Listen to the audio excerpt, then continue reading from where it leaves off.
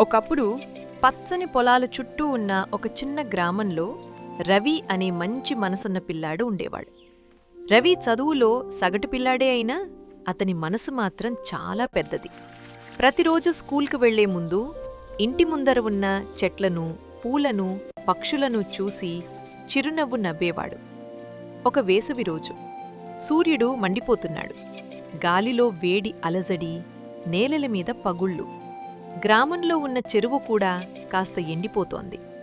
ఆ రోజు రవి స్కూల్ నుంచి తిరిగి వస్తుండగా ఒక చిన్న పక్షి చెట్టు కింద అలసిపోయి కూర్చుని ఉండటాన్ని చూశాడు. దాని ముక్కు తెరుచుకుని రెక్కలు బలహీనంగా కంపిస్తున్నాయి. అయ్యో, పాపం పక్షి అని రవి మనసులో అనుకున్నాడు. వెంటనే ఇంటికి పరిగెత్తి వెళ్ళి ఒక చిన్న మట్టి పాత్ర తీసుకొచ్చాడు. అందులో చల్లని నీటిని నింపి ఆ పక్షి దగ్గర నెమ్మదిగా ఉంచాడు.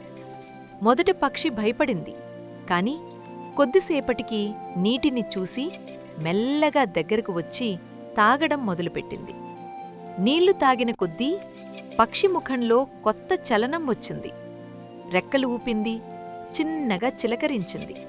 అది మళ్లీ శక్తిని పొందుతుండటాన్ని చూసి రవి చాలా సంతోషించాడు. ఇంకాస్త తాగు అంటూ ప్రేమగా చెప్పాడు. ఆ రోజునుంచి రవి రోజూ ఇంటి ముందర ఒక నీటి పాత్ర ఉంచటం అలవాటు చేసుకున్నాడు.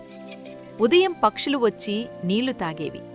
సాయంత్రం ఆవులు, కుక్కలు కూడా అక్కడికి వచ్చేవి.